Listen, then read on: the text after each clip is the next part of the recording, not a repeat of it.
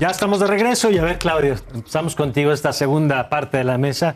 Hoy es el tercer debate chilango, la Ciudad de México, que ha generado, decía Javier, hay estados que parece que se están cerrando, creo que uno de ellos es la Ciudad de México, según las encuestas.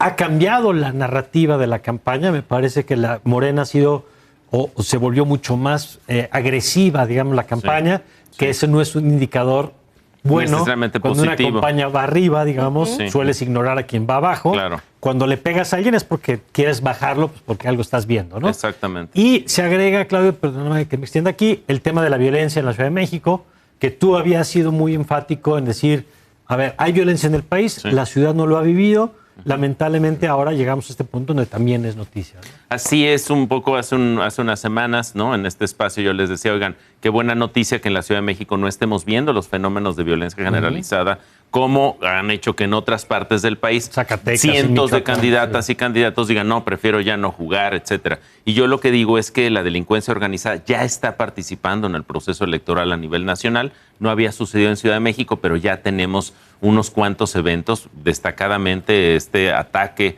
digamos, su intento de asesinato contra Alessandra Rojo de la Vega. Que además así se está investigando en la Fiscalía de la Ciudad de México. Sí, tentativa de homicidio. Que es exacto, como tentativa, digamos, homicidio en grado de tentativa, me parece que se llama. Y lo que estamos viendo aquí es, digamos, la paradoja de que sea justamente en ese contexto, en la Ciudad de México, la Fiscalía de la Ciudad de México, que ha tenido un papel político, hay que decirlo. Ahí están las pruebas de que espió a opositores, desviando recursos. A ella, sí, también le espiaron a ella. O sea, se espían para arriba, para abajo y para los lados, ¿no? Y lo interesante es que espíen, digamos, desviando recursos que están destinados para el combate al secuestro, para espiar opositores, pero también la apertura de carpetas, el acoso legal, es decir, es una fiscalía que fácticamente ha sido un instrumento político del gobierno de la Ciudad de México en este proceso electoral, lo cual hace doblemente delicado el asunto, porque tienes la violencia como fenómeno que está interviniendo en el proceso electoral y la autoridad encargada de combatir esa violencia está coludida con el proceso político electoral y está inmiscuida en ese proceso. Así que diría yo que este es un asunto, digamos, terrible para el escenario electoral de la Ciudad de México. También vimos por ahí recientemente, me parece que en Iztapalapa, también una candidata del PAN, a la cual pues entra la policía, según esto, persiguiendo por ahí un delito, pero que se vuelve fácticamente de nuevo un problema de acoso. Y diría yo que eso, sumado a las declaraciones de esta semana del presidente López Obrador, diciendo que la Ciudad de México es la capital de los fifís, yéndose otra vez en contra de la Ciudad de México. Morena, bueno, pues ¿no? parece que ya está como curándose en salud ante la derrota de Clara Brugada, o qué está pasando desde la narrativa presidencial, que no suma a las intenciones, diría yo. Sale Clara Brugada hablándole a un peluche de López Obrador, ¿no? Que es de lo más ridículo que hemos visto en esta elección. A ver, Maite. Pues creo que los dos temas que vienen para el debate, tanto el de seguridad como el de desarrollo y movilidad urbana y demás. Que es como si hubieran puesto 1 y 1 para los golpes, Oye, ¿no? Totalmente, así lo pensé, ¿no? Porque me imagino perfectamente a Clarita Brugada con muchos elementos para atacar el tema que ya lo ha hecho en los anteriores debates, de todo lo del cartel inmobiliario y demás. Ahí creo que para los que hemos visto los debates ya es un poco como, híjole, oyes las acusaciones uno, las acusaciones de otro, porque también hay que decirlo, aunque Taboada lo dice, pero quizá no tan claramente, para que todas esas construcciones hayan sido posibles, tuvieron que haber pasado por el aval del gobierno local. 80%. Es decir, ahí hay una colusión. En caso de que haya corrupción, pues ambos tienen responsabilidades.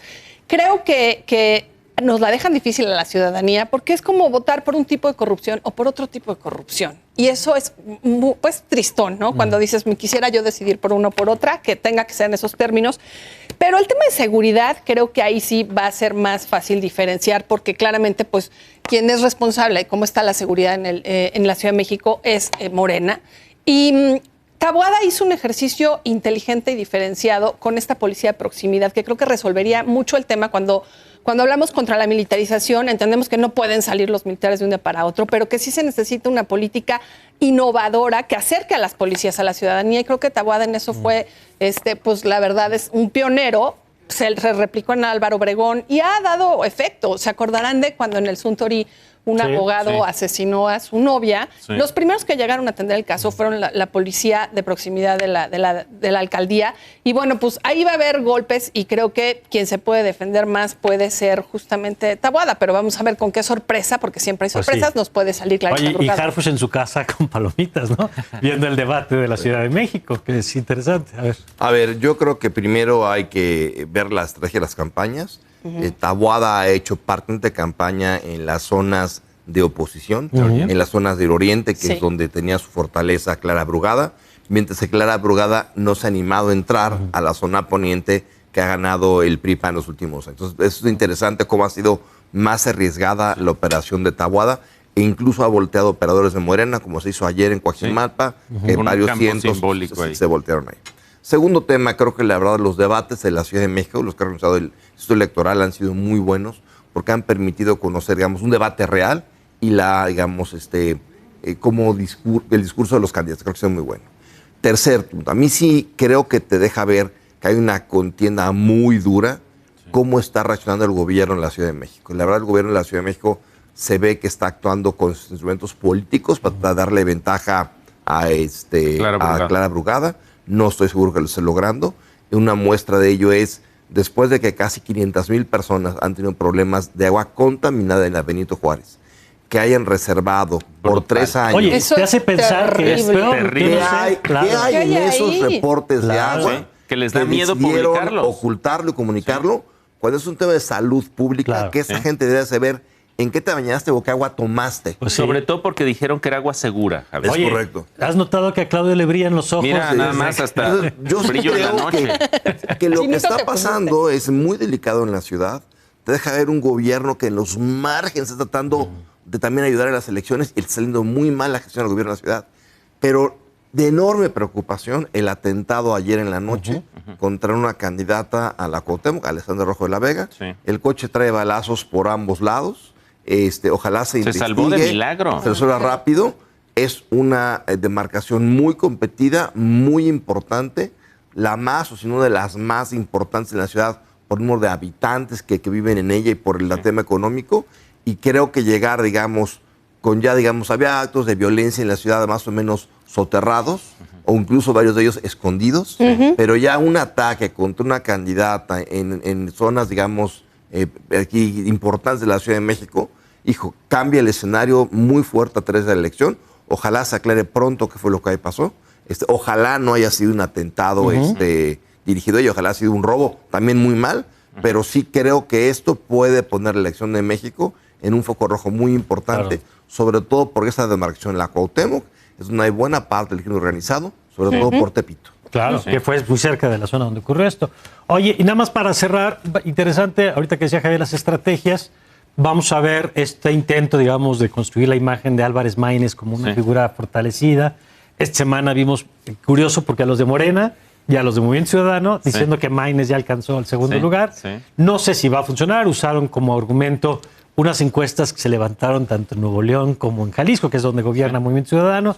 Este tema de un sondeo, una encuesta que se hizo en algunas universidades. ¿Cómo estás viendo eso, Claudio? Porque del otro lado del relato del PAN, diciendo pues, se va cerrando, vamos a llegar con lo que está pasando en los estados a un escenario mucho más cerrado de lo que se imaginaban ellos al principio. Y es que prácticamente MC y el candidato Álvarez Maínez están funcionando, digamos, como un freno, ¿no?, para el crecimiento del planteamiento opositor de Xóchitl Gálvez. Pues esa es la lógica. Esa es la lógica, incluso donde se nota que esa es una estrategia clara.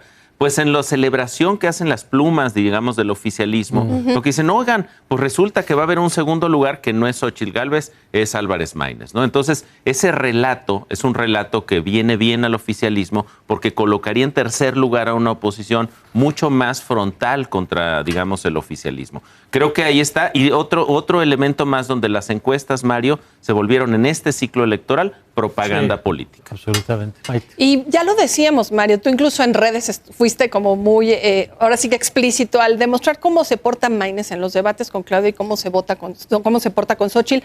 La verdad es que me parece que, pues, tenía la tentación permanente y cayó en ella, cosa que Salomón no hace. Yo creo que lo vamos a ver hoy. La manera en la que Salomón se comporta en los debates es completamente imparcial. Los números de ataques y las formas de atacar no son las mismas. Ahora sí que son más o menos parejas.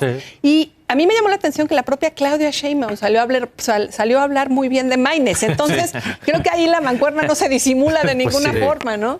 No, yo creo que está quedando claro que Maynes es un patillo del oficialismo de Morena. Lo están utilizando justamente para intentar desviar voto opositor a él, cuando es en realidad alguien que opera coordinadamente con Morena.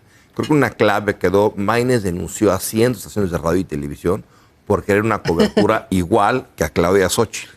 Y toda la industria demandó por frivolidad, todo eso, pero no el gobierno. El gobierno está en los tuits del SPR, que es la radio y televisión gubernamental, y de Villamil diciendo: tiene razón Maynes, hay que subir la cobertura. Entonces, te deja ver cómo el gobierno está pensando intentar subir a Maynes, dado que algo están leyendo, está pasando con Xóchitl, y están tratando, digamos, de restarle votos a Xóchitl. Entonces, sí creo que es una evidencia que es claro el papel que quiere el gobierno que juegue Maynes, y creo que la gente no es tonta y lo ha venido, digamos, descubriendo, y están esos tweets, son una joya, las declaraciones de los candidatos de Morena, donde se ve que es pues un tercero cómodo para Morena. Bueno, pues vamos a ver 3 semanas. Mario, pero no dejemos de invitar a la gente a que vea por esta casa, por Foro TV, el debate chilango, hoy 8 de la noche, aquí en Foro TV. Va a estar interesante y ya lo estaremos analizando la próxima semana. Gracias. Javier. Gracias, querida Maite. Encantada. Gracias, Claudio. Gracias. Gracias. Nosotros vamos a una pausa y regresamos, que nos queda media hora de agenda pública todavía por delante. Ya volvemos.